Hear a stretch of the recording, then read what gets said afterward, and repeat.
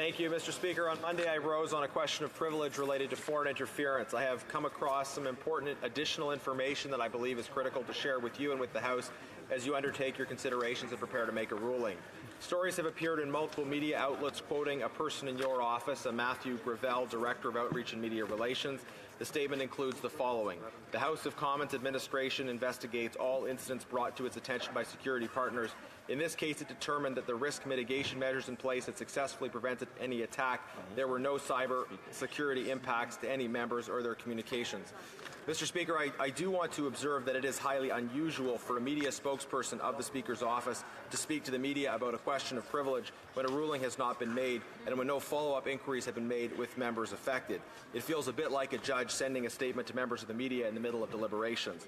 But as you deliberate, I think it's important to take note of one additional piece of information. The cyber attack against me from APT 31 did not target my parliamentary email account. While in many cases parliamentary accounts were targeted, in my case the cyber attack targeted my personal non-parliamentary account. Wow. I have no idea how APT 31 came to access my personal non-parliamentary account because it is not publicly available.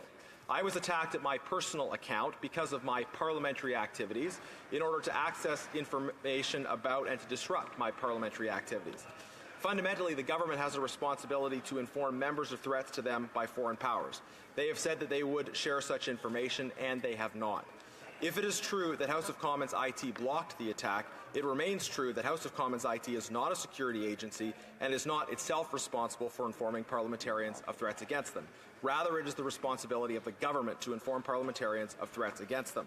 Parliamentarians still need to know about targeted threats against them, even when those threats don't succeed. If someone tries to hurt me, but their attempts are thwarted, I would still like to know I have been targeted in order to plan to protect myself going forward. But moreover, your office is not at all able to say that these attacks were thwarted because they evidently targeted members on both parliamentary and non-parliamentary emails. We need to know so that we can take action to protect ourselves in all places and all situations. House of Commons IT, which is not an intelligence agency, clearly does not have eyes on cyber attacks against us through personal accounts and does not have the same responsibilities as the Government of Canada. Parliamentarians were under attack. The government now admits that it knew. The government did not tell us, and the government cannot say if the attack was successful or not.